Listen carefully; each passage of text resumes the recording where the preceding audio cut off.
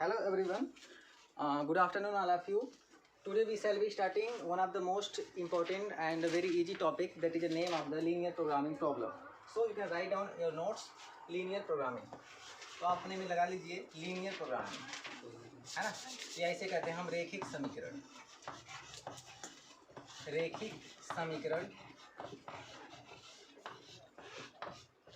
ठीक है। या इसे हम अपने लिए कहेंगे LPP लीनियर प्रोग्रामिंग प्रॉब्लम, ठीक है। इसके पीछे जूनियर क्लास में आपने रैखिक समीकरण पढ़ा था। रैखिक समीकरण क्लास 11th में हल्का फुल्का आपने पढ़ा होगा, ठीक है। पहले हम बात कर लेते हैं what is the need for this chapter, application की बात कर लेते हैं। इस चैप्टर का एप्लीकेशन कहाँ कहाँ होता है। वैसे इसका एप्लीकेशन आप जानोगे तो आपको खुद ही नहीं पता चलेगा, ठीक है, क्योंकि आपको सिर्फ सिंपल चाहिए कि आपको फार्मूला चाहिए, आप उस पर सवाल को टैकल कर पाओ, ठीक है, कैसे एग्जाम में सवाल को टैकल करना है। लेकिन फिर भी एप्लीकेशन आप जान लो। इसका उपयोग हम लोग करते हैं उद्योग धंधे में, ठीक है। जैसे आपका कोई कंपनी है, जैसे कोई कंपनी बॉटल बना रही है ना। यदि कोई कंपनी बॉटल बना रही है तो उसका पर ईयर का कोई बॉटल हो, यदि पर ईयर उसका, यदि कोई कंपनी बॉटल बना रही है, उसका पर ईयर में वो कितना प्रोडक्ट बना रही है, और उसके साथ क्या ऐसा होगा कि यदि हमारे पास 12 महीने हैं, इन 12 महीने, तो इन 12 महीने में क्या कंपनी हमेशा प्रॉफिट में ही रहेगी? रंजीत भैया बताओ। नहीं, 12 महीने में तो नहीं हो सकता ना। हो सकता है किसी महीने में उसका जो टर्नओवर होगा एक्सपेक्टेशन से काफ़ी हाई हो जाए, है ना। जैसे आपका टारगेट है कि हम 80% बोर्ड में लाएंगे, हो सकता होगा कि आपका एक्सपेक्टेशन से हाई 90 आ जाए। ऐसा भी हो सकता है बाय डिफ़ॉल्ट आपका जो एक्सपेक्टेशन है, जो प्रोजेक्शन है, उससे कम भी हो सकता है। तो हमको क्या चाहिए कि इन दोनों में हमको जो हमें अधिक अपने कंपनी की विशेषता बतानी होगी, तो हम दो चीज़ लेंगे। पहला होगा हमारे पास मैक्सिमम और दूसरा होगा हमारे पास मिनिमम, है ना। हम लोग टू द पॉइंट बात करेंगे ना, कि मतलब इस चैप्टर में करना क्या है। सिंपल ये है कि आपके पास कोई समीकरण मिलेगा, उस समीकरण में आपको निकालना पड़ेगा मैक्सिमम क्या है, मिनिमम क्या है ना, ये बात। और इस चैप्टर को शुरू करने से पहले आपको क्या क्या आना चाहिए।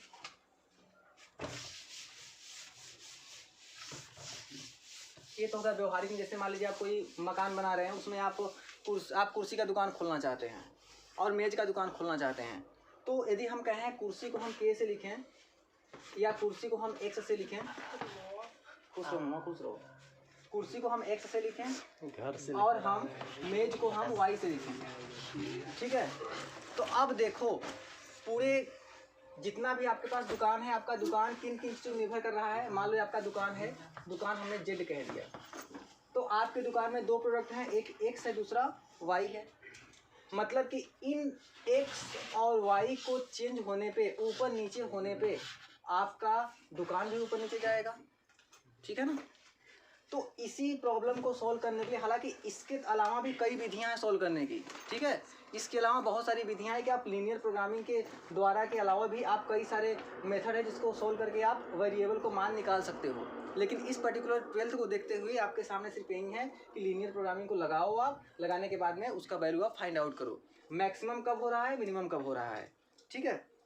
कुछ नहीं है, बस एक मतलब दो चर वाले रैखिक समीकरण आप 10th में पढ़े हो, कक्षा 8 में, कक्षा 9 में, बस वहीं यहाँ पे करना है और कुछ नहीं है। लेकिन अप्लाई कैसे कैसे करना है आपको बस दिखा रहे हैं अभी।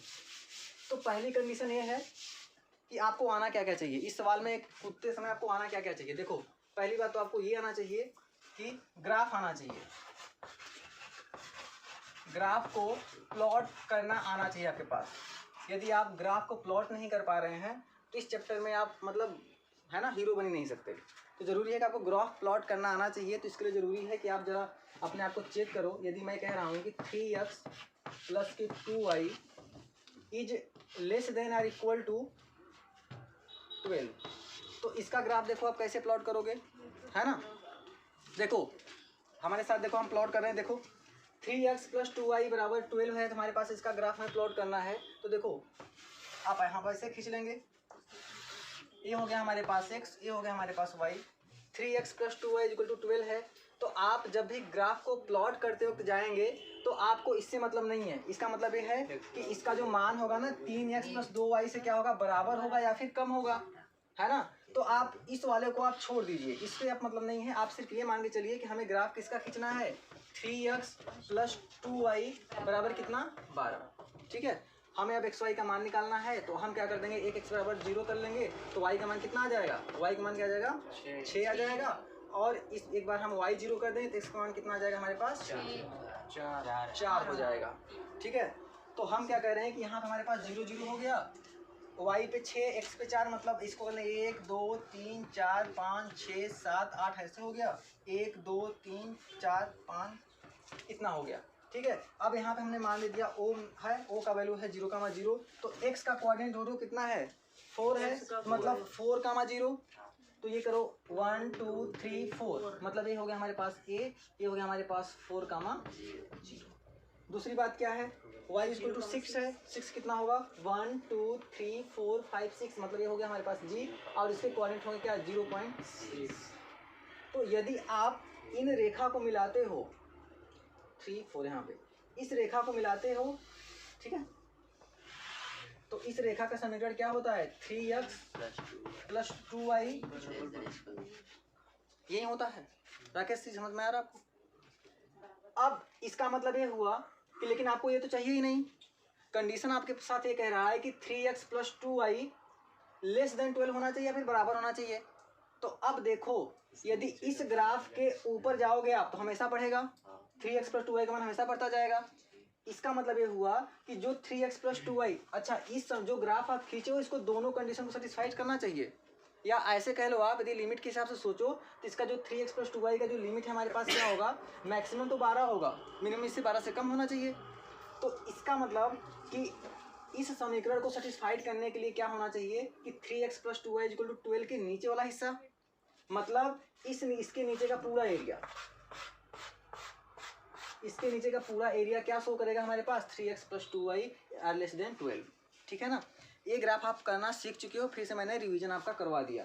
एक बात और यहाँ पे दे दे, यदि कह दे कि x = 0 एंड y ≤ 0, इसका मतलब बताओ आपको क्या होगा, इसका मतलब ये होगा कि x का मान 0 होगा या 0 से छोटा होगा। ठीक है, और यहाँ पे क्या होगा, y का मान क्या होगा, या तो 0 होगा या 0 से छोटा होगा। ये आपकी वैल्यू आपको पता होनी चाहिए। तो 3x + 2y < 12 है, तो इसका मतलब इसका ग्राफ नीचे की तरफ बनेगा। आपको बताना पड़ता है कि इसमें कब मैक्सिमम होगा कब मिनिमम होगा। एक तो आपको ये ग्राफ खींचने आना चाहिए, दूसरा एक चीज़ और लेते हैं हम इसके साथ ही, अभी सवाल पे नहीं आया, सवाल पे हम बताएंगे तो उसको नोट कर लेना। अभी बस सीखते हैं हम लोग को क्या क्या आना चाहिए, बस अपनी तैयारी कर रहे हैं हम लोग। अगला हमारे पास यदि हम कह दें कि x + y > 2 कह लें, देखो > 2 है, तो इसका देखो ग्राफ कैसे बनेगा, इसका ग्राफ कैसे बनाओगे। सबसे पहले जब आप ग्राफ खींचोगे तो ग्राफ ये मान के चलोगे क्या कि आपके पास क्या है x + y = 2 है। इसका मतलब समझ गए होंगे आप, x का मान 0 रखेंगे तो y का मान क्या आएगा 2 है ना, y का मान क्या आएगा हमारे पास 2 आएगा, और जब y 0 कर देंगे तो x का मान कितना आ जाएगा 2 आ जाएगा। इसका मतलब y क्या बनने वाला है 0, 2 बनने वाला है, और x क्या बनने वाला है 2। अब इसका हम लोग देखते हैं क्या लोकेशन क्या कहाँ है। तो ये मान लो हमारे पास 0 हो गया, a हो गया 1, a हो गया 2, a हो गया 1, a हो गया 2। ठीक है, तो इसका मतलब ये हो गया o a, ये हो जाएगा 2, 0, ये हो जाएगा हमारे पास क्या 0, 2। इसको हम मिला देते हैं यहाँ से ऐसे, है ना। इसका मतलब ये हुआ कि जो ये रेखा जो शो हो रही है, ये रेखा यही रेखा है x + y = 2। लेकिन आपको चाहिए क्या, ऐसा समीकरण चाहिए, ऐसा ग्राफ चाहिए आपके पास जो इसको पूरा संतुष्ट कर सके। क्या आप यहीं रख के केवल छोड़ दोगे तो क्या ये पूरा संतुष्ट है? ऐसा नहीं है, नीचे वाला हिस्सा संतुष्ट है लेकिन ऊपर वाला संतुष्ट नहीं है। इसका मतलब है कि x + y > कब होगा, जब आप इसके ऊपर का एरिया लोगे। ठीक है ना, यदि आप इसके ऊपर का एरिया लोगे तो आपका ये क्या हो जाएगा संतुष्ट रहेगा। ये जो ऊपर वाला रहेगा वो क्या दिखाएगा x + y > 2। ठीक है, एक बात तो ये हो गई। अब दूसरी बात करते हैं हम, ये दोनों बात आ गया ग्राफ प्लॉट करने। अब तीसरा बात आएगा आपके सामने कि कोऑर्डिनेट ढूंढने, है ना। आपके पास प्रॉब्लम आएगा, प्रॉब्लम को सॉल्व करने के लिए देखो, इसको मैं साफ कर देता हूँ।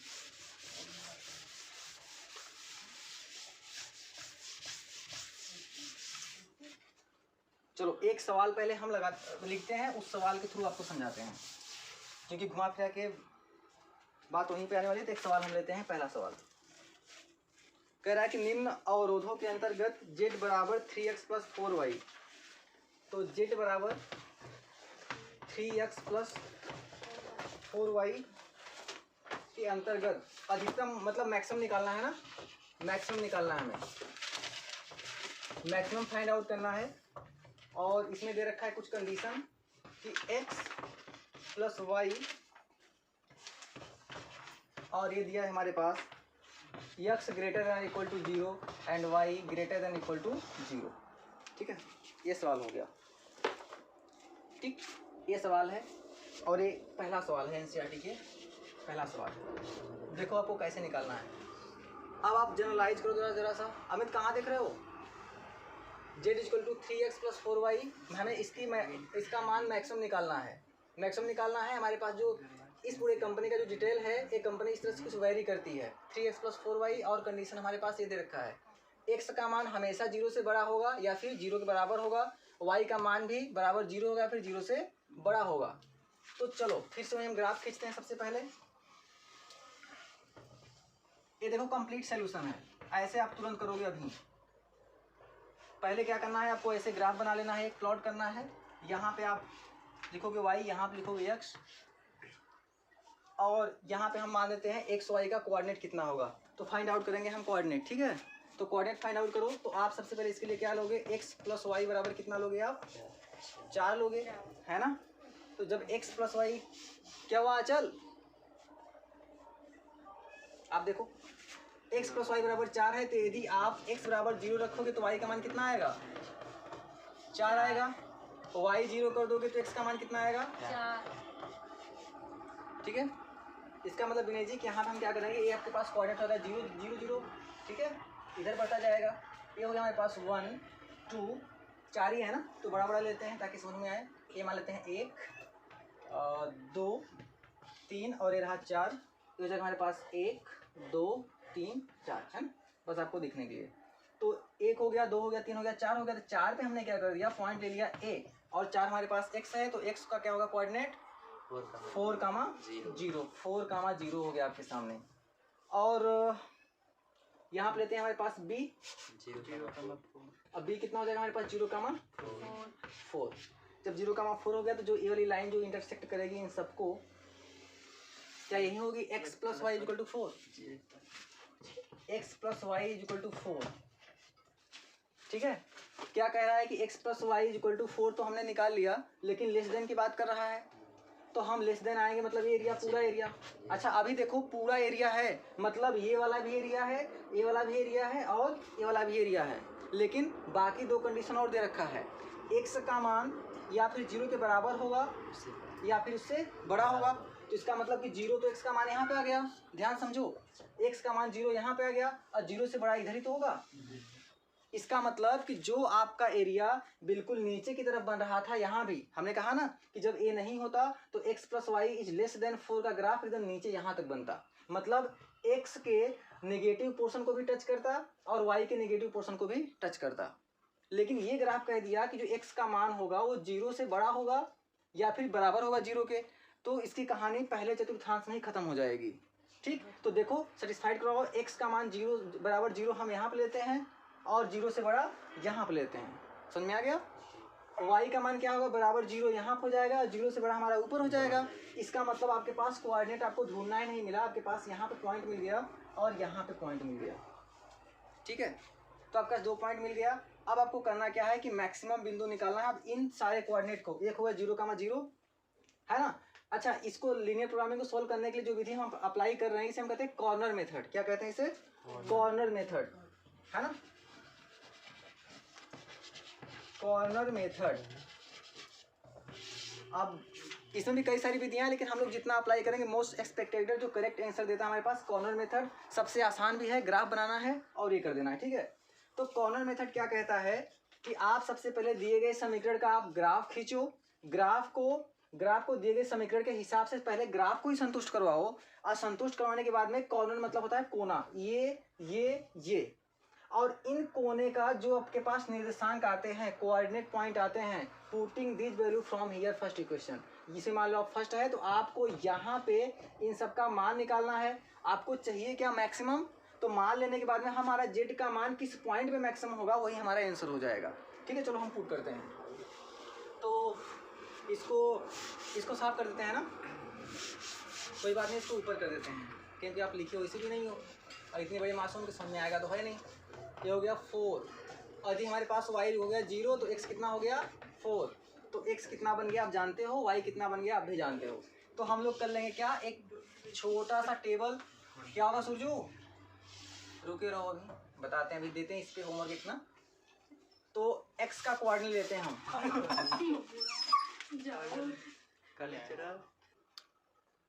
ठीक है, तो हम लोग क्या करेंगे, अब टेबल बनाएंगे। टेबल में होगा हमारे पास कोनी बिंदु, इसे कहते हैं कोनी बिंदु ना, कोनी बिंदु। और यहाँ पे क्या होगा, जेड के संगत मान, जेड के संगत मान। पहला कोनी बिंदु क्या होगा हमारे पास, मान लेते हैं ओ पे लेते हैं, क्या होगा 0 0 0 0। तो जेड बराबर जो क्वेश्चन दे रखा है आपके सामने 3x प्लस का 4y, इसमें जब आप 0 0 लिखोगे तो जेड का मान क्या आएगा 0। क्या आपको 0 चाहिए? मैक्सिमम चाहिए ना, मतलब ये होगा नहीं, मतलब ए कोनी बिंदु आपने चेकआउट कर लिया है। ठीक है राकेश जी, समझ में आ रहा है थोड़ा बहुत?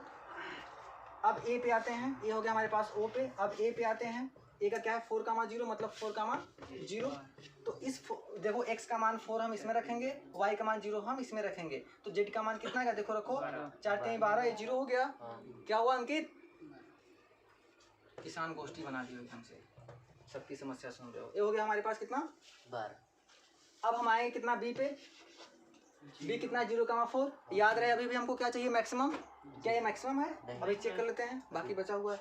तो क्या होगा हमारे पास, यहाँ पे क्या होगा x 0 होगा, है ना, आप रखोगे 0,4, x यहाँ पे 0 हो जाएगा, 4 4 कितना हो गया, मैक्सिमम क्या है इसमें, ठीक है ना। तो कॉर्नर मेथड में क्या बताया जाता है कि जिस कॉर्नर पे जेड का मान मैक्सिमम होगा वहीं यहीं पे क्या होगा हमारे पास प्रॉफिट आना शुरू हो जाएगा। ठीक, तो बाकी वो तो अलग का है, प्रैक्टिकल है, लेकिन आपको बस समझना ये है कि सवाल का जो आंसर होगा हमारे पास वो हो जाएगा बी, है ना। बी x बराबर 0 और y बराबर 4 पर जो जेड का मान होगा वो कितना होगा 16 होगा। और क्या वो भी क्या होगा, वो मैक्सिमम, यही सवाल का क्या होगा उत्तर होगा। ठीक है ना।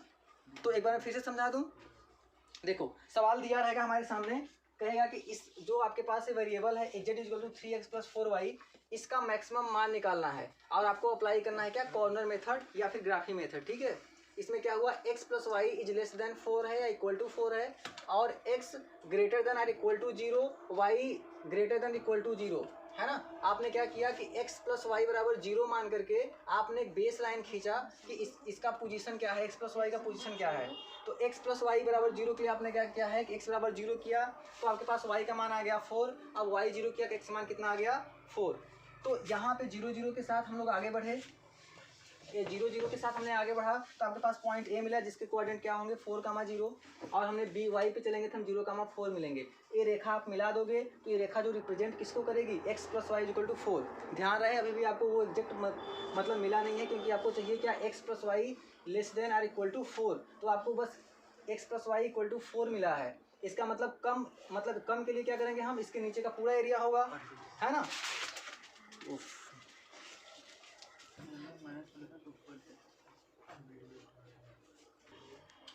ठीक है, तो आपके पास ये अगला सवाल है, z equal to -3x plus 4y का न्यूनतमीकरण ज्ञात करना है। ठीक है, वहाँ पे क्या था, मैक्सिमाइज करना था, मतलब अधिकतम निकालना था, यहाँ पे न्यूनतम निकालना है। x प्लस 2y देखो ग्राफ, पहला काम आपको ग्राफ प्लॉट करना आना चाहिए। क्या है, x plus 2y equal to या लेस देन कितना है हमारे पास 8, 3x plus 2y less than equal to 12, x is always equal to 0 या फिर ग्रेटर देन 0। इसी तरह से हमारे पास y भी है। ठीक है, तो सबसे पहले आपको क्या करना है, ग्राफ ही खींचना है। ग्राफ हो गया, सब कुछ हो गया, ग्राफ नहीं हुआ तो फिर मान लो कुछ भी नहीं हुआ अभी तक। तो हम लोग यहाँ पे ग्राफ खींचेंगे। ये हो गया हमारे पास y, ये हो गया हमारे पास x, ये हो गया हमारे पास पॉइंट ओरिजिन पॉइंट जिससे हम कहेंगे 0,0। तो हम लोग देखो x प्लस 2y से हम xy का मान निकालेंगे सबसे पहले ये सोच करके कि x प्लस 2y बराबर कितना है 8 है। तो जब हम यहाँ से मान लिख रखेंगे तो x का मान जब इसमें आप रखेंगे 0 तो y का मान कितना आ जाएगा 4 आ जाएगा, है ना। और जब y का मान 0 कर देंगे तो x का मान कितना आ जाएगा 8। तो इसके लिए जो निशान बनेगा हमारे पास 8 का मान 0 बन जाएगा और इसके लिए क्या हो जाएगा हमारा 0 का मान 4 बन जाएगा। ठीक है, इसकी यदि हम बात करें बराबर 0 करके मानेंगे हम तो हमारे पास इसके लिए x का जो मान होगा यदि हम y को 0 कर दें तो x का मान कितना आएगा 4, है ना, क्योंकि 3x प्लस 2y बराबर 12 है तो 4 3 कितना हो जाएगा 12 हो जाएगा। तो इसके निशान कितना हो जाएगा 0 का मान 4 और हाँ 4 का मान 0 हो जाएगा। सही करें बस समझिए 4 का मान 0 ये हो जाएगा। x 0 हो गया तो y का मान कितना आ जाएगा 0 का मान 6। अब इसका हम लोग पोजीशन देखते हैं कि इसका लोकेशन कहाँ पर है एक्स वाई पे। ठीक है, तो हम सबसे पहले वाले के लिए ग्राफ बनाएंगे, है ना। तो पहले वाले के लिए ग्राफ बनाते हैं। तो देखो यहाँ पे क्या है एक्स पे मैक्सिमम कितने खाना जा रहा है 8 खाना, इस पे 6 खाना, है ना। तो 8 हम दोनों बना लें। ठीक है, तो 1 हो गया 2 3 4 5 6 7 8 यहाँ हो गया 1 2 3 4 5 6 7 8 इस तरह से। अब देखो पहले के लिए ग्राफ खींचते हैं हम।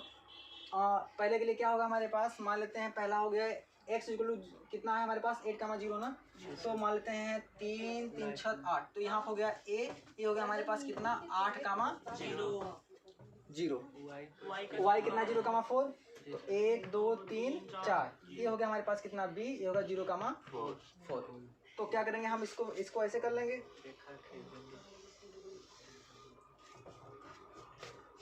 ठीक है, और ये रेखा किसको दिखाएगी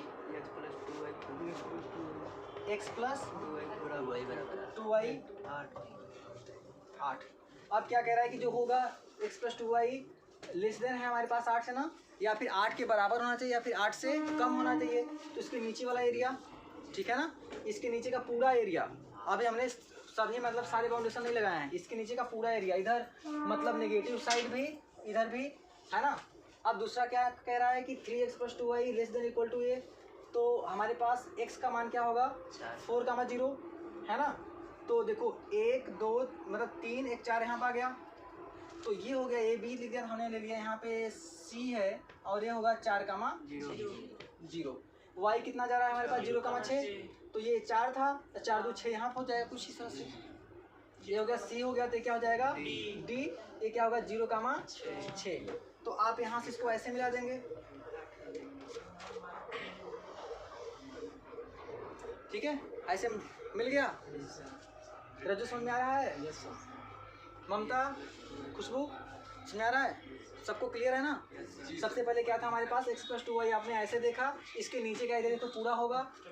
दूसरा कंडीशन 3x प्लस 2y बराबर 12 था, तो हमारे पास बराबर 12 के लिए हमारे पास ये कंडीशन था। ये जो समीकरण ये वाली जो रेखा दिखाएगी क्या होगा हमारे पास 3x plus 2y equal to कितना, लेकिन आपको तो कम चाहिए, कम मतलब इसके अंदर का एरिया। ठीक, तो इसके अंदर का पूरा ही एरिया, है ना, इसके अंदर का पूरा एरिया। अगली कंडीशन क्या कहती है कि x या फिर बराबर 0 होना चाहिए, 0 से ज़्यादा होना चाहिए। इसका मतलब देखो x बराबर 0 कहाँ होगा, यहाँ तो होगा, 0 से बड़ा किधर, इधर जाओगे आप, तो मतलब ये वाला पॉइंट। ठीक है, क्योंकि इसके अंदर का भी एरिया चाहिए आपको, यहाँ नहीं जाना है नहीं तो छूट जाएगा। वही y क्या है, y या बराबर 0 होना चाहिए, या फिर 0 से फिर तो ये ऊपर जाएगा। तो देखो आप, तो ये एरिया जो होगा हमारे पास यही तो फाइंड आउट करना है। देखो हो गया विकास जी, आपको समझ आ रहा है? सही है ना, इसके अंदर का एरिया। अब देखो क्या हुआ, सुनो मेरी बात, यहाँ पे आपको निकालना है कि देखो कॉर्नर मेथड हमको अपना अप्लाई करना है ना, है ना। यहाँ से आपको क्या करना है,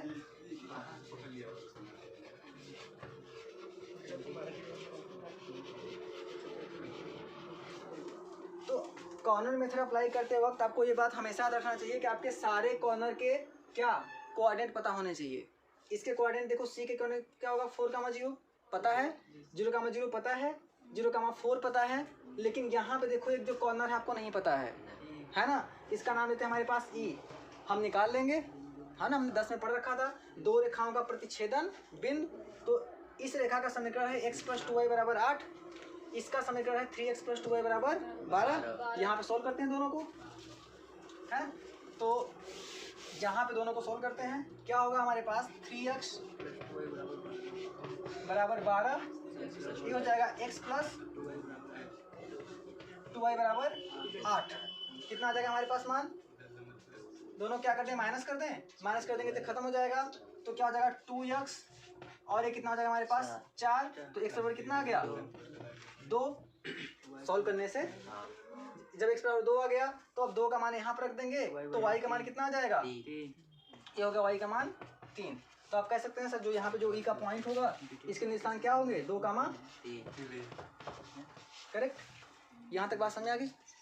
ठीक है, आप पहले इतना नोट कर लो फिर इसको साफ कर रहे हैं, ठीक है। चलिए तो हमने क्या किया यहाँ पे e का हमें कोऑर्डिनेशन पॉइंट निकाल लिया 2, 3। अब क्या करेंगे, हम टेबल बनाएंगे और इस वाले समीकरण को क्या करेंगे, संतुष्ट करवाएंगे और मान को फाइंड आउट करेंगे। ठीक है, हम टेबल बना लेंगे ऐसे कुछ इस तरह से। इस टेबल में आप लिखोगे कोणीय बिंदु, मतलब कॉर्नर पॉइंट, कोणीय बिंदु, और यहाँ पे लिखोगे आप z के संगत मान, है ना, z के संगत मान। ठीक है, तो कोणीय बिंदु में क्या है, पहला लेते हैं क्या हम 0, तो 0, हम किस में रखेंगे, इसमें माइनस के 3x प्लस 4y में क्या हो जाएगा z का मान 0 हो जाएगा। ठीक है, अगला लेंगे हम, ये हो गया पॉइंट O पे, है ना, ये हो गया बिंदु। अगला बिंदु हम लेते हैं C पे, C कितना है 4, 0। जब 4, 0 हम इसमें रखें, x का मान कितना 4, तो 4 3 माइनस 12, y कितना हो गया 0, तो कितना है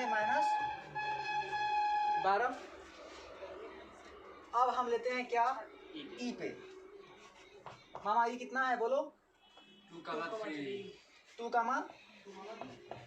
3, तो 2x 2 है, तो 3 दूनी कितना हो गया माइनस का 6, 4 3 कितना हो गया 12, माइनस के 6 प्लस का 12 कितना हो गया हैं,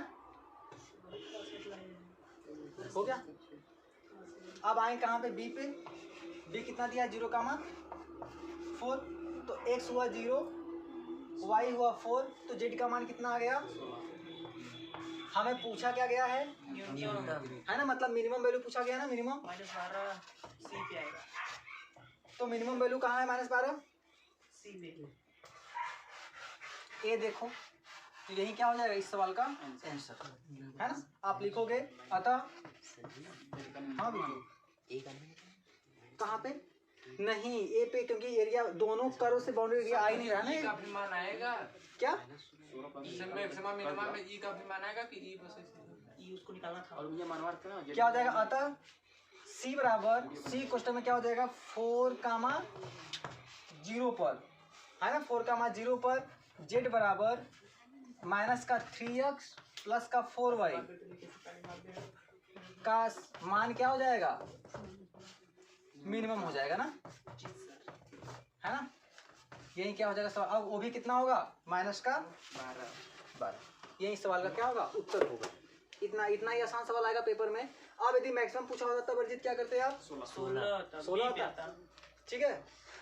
चलो, तो ये दोनों सवाल आपको आए, एक सवाल आप अपने से करोगे अभी तुरंत दे, चलिए ठीक है, ठीक है। तो ये सवाल है आपके सामने, 3x plus y less than or equal to 50 और 3x plus 4y less than equal to 90, x is equal to or greater than 0, y is equal to or greater than 0। तब क्या करना है आपके पास, z बराबर 4x प्लस वाई का अधिकतम मान ज्ञात करना है। जैसे हमने 2 टाइप के सवाल बताए, इसी तरह से बिल्कुल आप ये भी सवाल लगाना। सबसे पहले क्या करोगे, आप ग्राफ को प्लॉट करोगे, ग्राफ को प्लॉट करने के बाद में वो एरिया निकालोगे जिसके अंदर आपको मैक्सिमम मिनिमम मिलेगा। उसके बाद आपको इंटरसेक्टिंग पॉइंट है तो वहाँ उसको भी निकालना है, और आप कॉर्नर मेथड लगा करके इसका क्या करोगे, आप अधिकतम वैल्यू निकालोगे। ठीक है, तो ये आपके लिए क्या है हमारे पास, ये होमवर्क है, ठीक है। अभी आप तुरंत इसको लगाओगे और वीडियो में क्या करोगे, पिनअप करोगे, अपना आंसर वीडियो में आप पिनअप करोगे, ठीक है ना। तो आप इसका आंसर कमेंट बॉक्स में हमें चाहिए, ठीक है। तो लीनियर प्रोग्रामिंग आज के लिए बस इतना ही, ठीक है ना। तब तक के लिए बाय बाय।